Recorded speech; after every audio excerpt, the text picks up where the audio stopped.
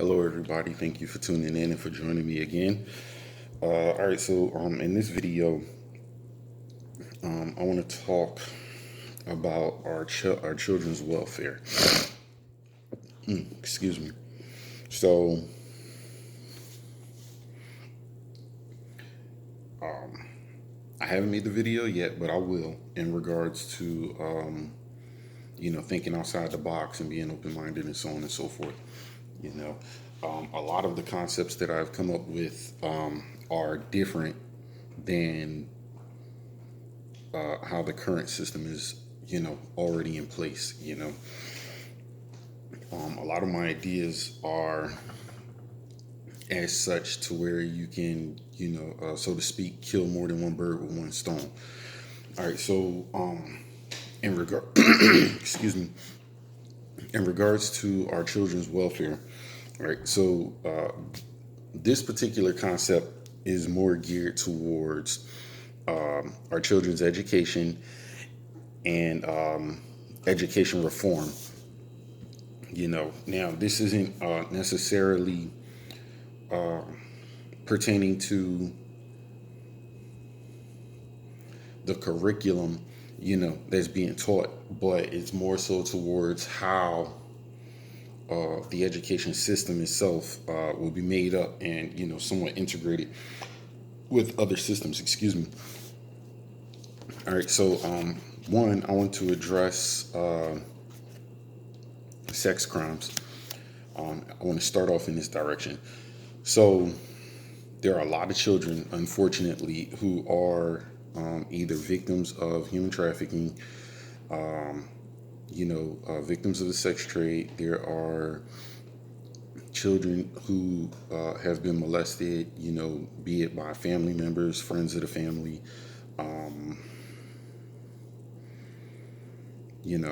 or, unfortunately, even, by teachers in some cases. And I don't know if you've been, I don't know if, you've been following the news lately. This is 2019, and there have been quite a few rape cases where, and I think I brought this up in another video, where rapists have been getting slaps on the wrist, less than a year for committing rape, or, probation for committing rape, or being able to plead to a lesser charge and then getting probation, with zero or very little jail time, and they're being released back out here, into the streets.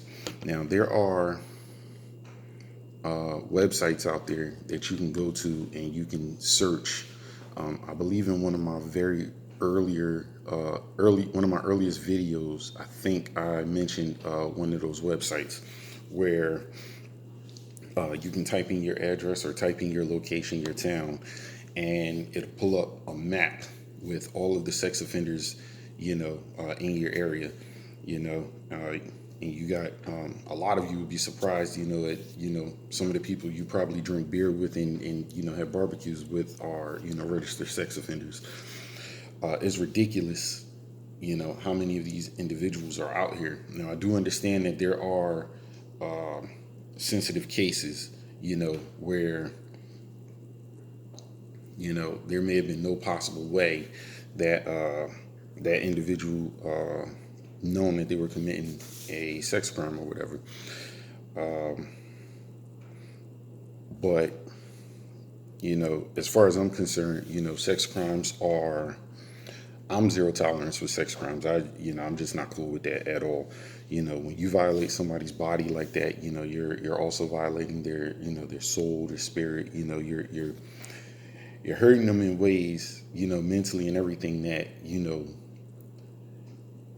can be way worse than, like if you just cut them or punch them or, physically hurt them. A lot of us, we could break a bone and a couple months later, that bone is healed. Maybe it heals right, maybe it doesn't, but, we can move on with life. But, sexual trauma can really, really mess up an individual pretty bad. So I'm pretty zero tolerance when it comes to sex crimes, and especially the ones that we definitely know, hey, you forced yourself on this individual, or you drugged this individual, or whatever. I'm pretty zero tolerance on this stuff. Um, and maybe in another video, I'll discuss my views on how the criminal justice system should properly address that.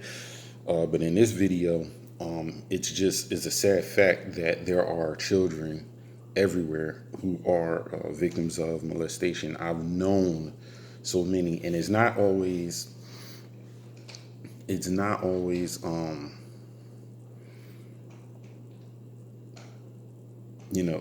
child themselves doesn't always register, that they are, the victim of child rape or molestation or, whatever.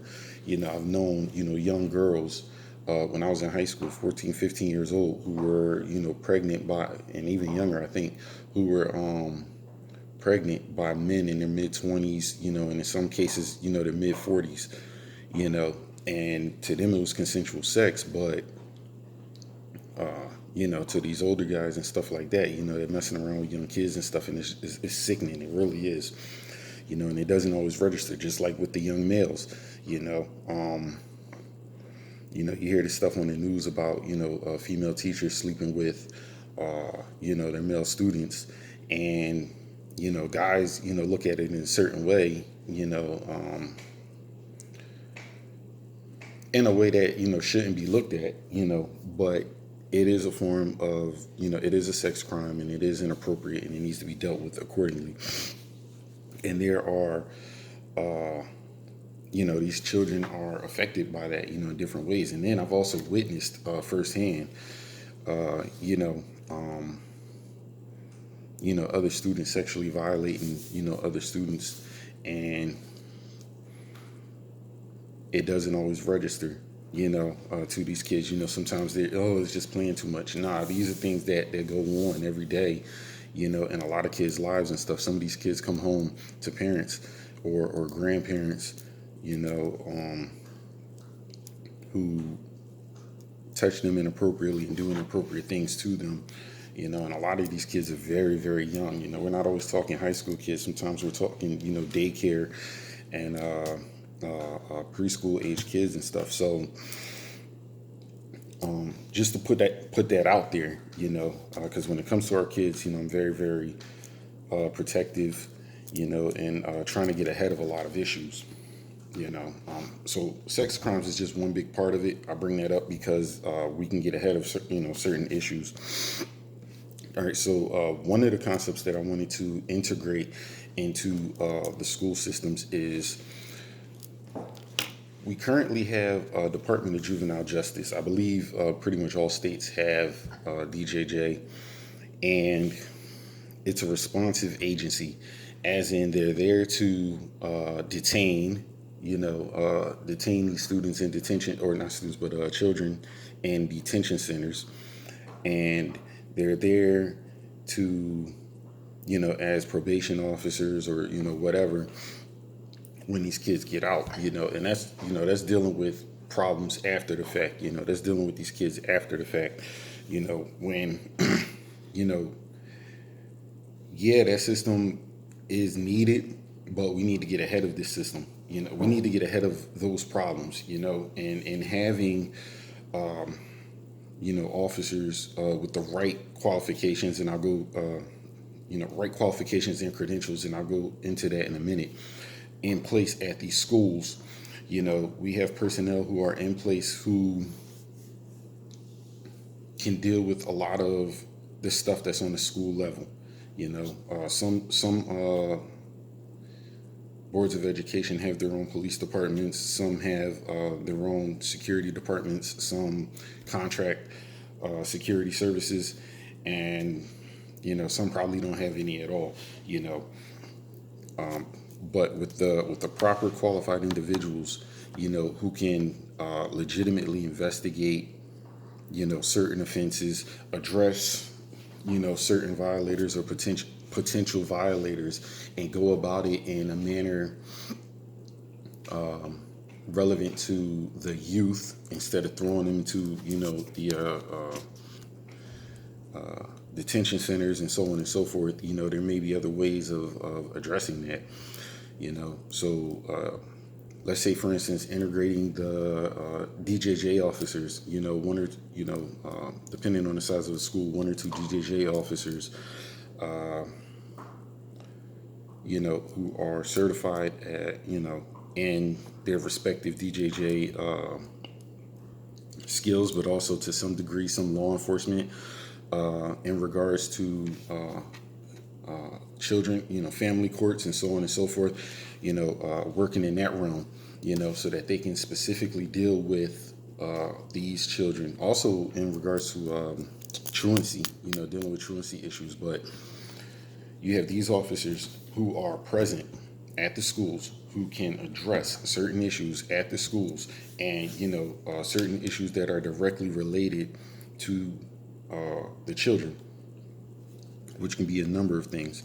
Also, either cross-trained, cross-certified individuals, or selectively different individuals, like child protective investigators, child protective services investigators. So instead of going out here and removing a lot of these kids from their families and tearing families apart, traumatizing these kids, turning parents against the system, is not a secret that a lot of these kids are going home to messed up families, messed up circumstances, foster homes, so on and so forth. And with, personally, I would say it would be best to have both a CPS investigator and a DJJ officer present on campus. But instead of going there and investigating, because there are telltale signs, I do work in the school district, to where you can see that there are issues with certain children, if they come to school dirty, or if they come, if they have, let's say, mental health problems and, or neglect problems, that the parents aren't taking care of, or they're not coming to school at all, there are a lot of red flags that, believe it or not, a lot of teachers and, even principals and stuff see, but they're powerless to do anything about, So to have, CPS investigators present who can go to these families and more so kind of enforce that things improve, not so much take the children away from the home unless it's absolutely necessary, but, to make sure that things are being improved ahead of time, to, direct these individuals, these families, toward the proper resources, or if necessary, if it's possible, bring the proper resources to these families, and, pretty much give these people every opportunity they can to better things for their children, for themselves, for their families.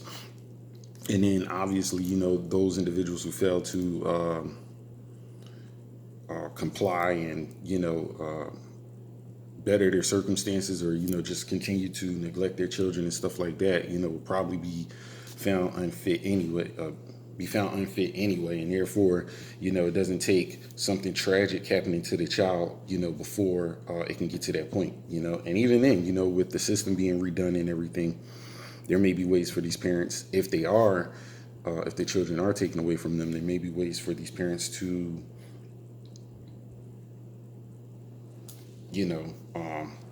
work their way back into these kids' lives, and so on and so forth. But yeah, also having those CPS investigators present and working hand in hand with the DJJ people, things like some of those sex crimes that I mentioned earlier that happen in the home, or, due to a relative, that stuff can be brought up ahead of time. So these kids don't have to go home and be victims of, sex crimes for years and years and years, because believe it or not, there are families out there who would rather bury the secret. They know that this stuff is going on, but they would rather bury the secret than protect their child, or give their child help.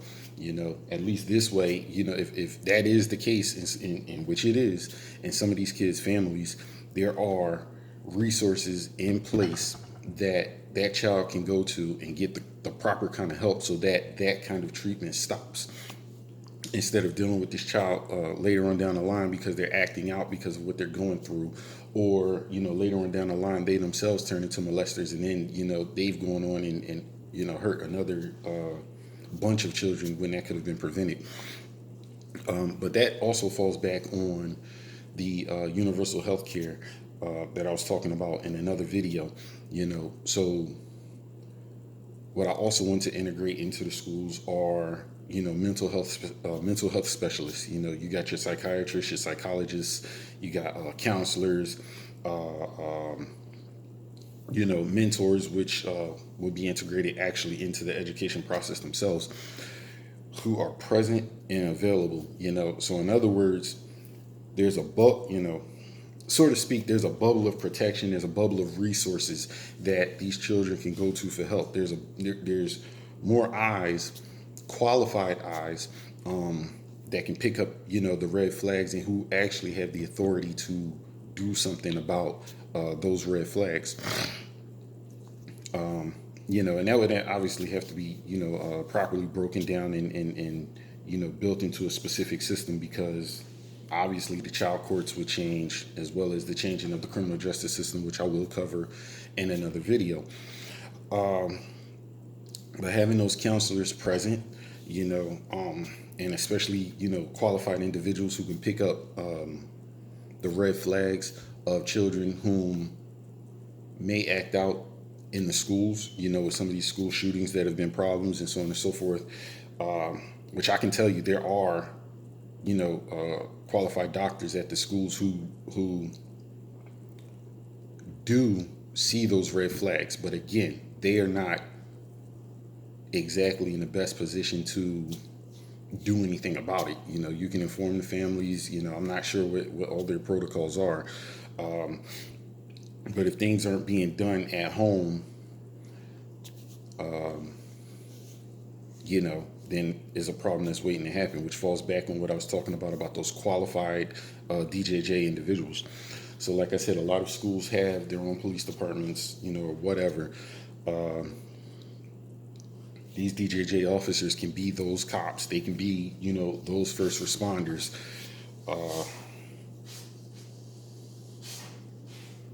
Those DJJ officers can be those first responders, who are present on school campuses in the event that something like that happens. That if through all of the barriers and all of the, protective barriers that we put in place, somehow all of that is breached, you have qualified, well-trained individuals who are on school, campuses who can do something about it. So in regards to the physical safety of the children and the masses, between the DJJ officer or officers and potentially maybe even the Child Protective Service investigators, the school itself will have a sufficient, reasonable security force. And you have qualified, authorized individuals who can address a lot of those issues ahead of time. There are schools with drug problems. There are schools with sex problems. There have been sex rings in these schools. There have been teenagers, who have been known to pimp out other teenagers and even younger children. And a lot of this stuff a lot of that information doesn't make it to the parents, or, they just don't take it as serious if they don't consider that it's their child involved or whatever. Excuse me. So, and then another thing, in regards to those DJJ officers or, whatever kind of specialized authority forces that may be put in place like that, we could put a lot of our veterans to work. I know that there are a lot of veterans who would love to protect our children, protect these schools. Addressing threats directly is what many of us are trained to do. I know there was an issue where the one sheriff deputy didn't respond, and he's potentially facing criminal charges now.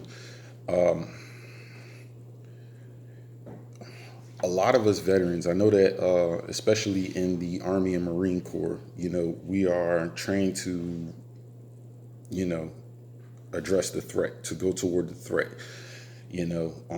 We are also conditioned in many cases, and I know it doesn't pertain to all of us, but in many cases we are conditioned, to somewhat accept the outcome of whatever it is that happens. However, we are well trained enough to minimize that potential outcome of happening.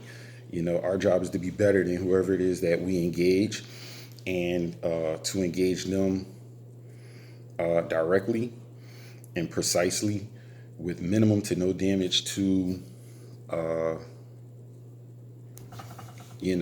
innocent people. Now because of war, things happen, but this isn't a war. This is, this would be a direct threat that we could engage. And that's just my perception. And I've spoken to a lot of other veterans, and, they feel similar in the same way. That doesn't mean that there aren't civilians who are qualified to do that as well, but it's just my thought process that there are a lot of veterans who come home who would be looking for good employment, and that would be a good position.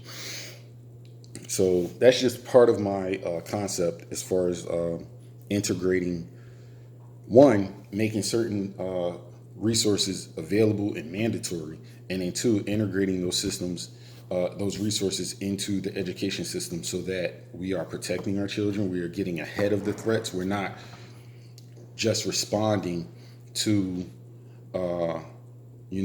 children doing, things that they shouldn't be doing, getting arrested, being detained, being on probation, monitoring them during probation, and allowing them to really mess up their lives.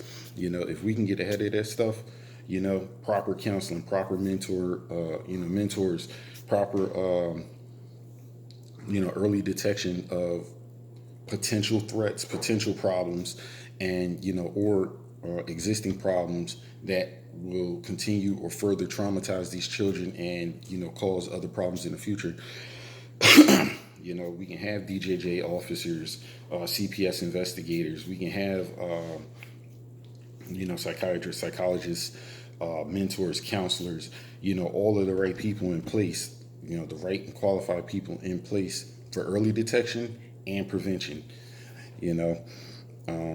and even in some cases, like I said, with having LPNs and maybe actual doctors in the schools to address injuries or, other health concerns. You do have some of these kids who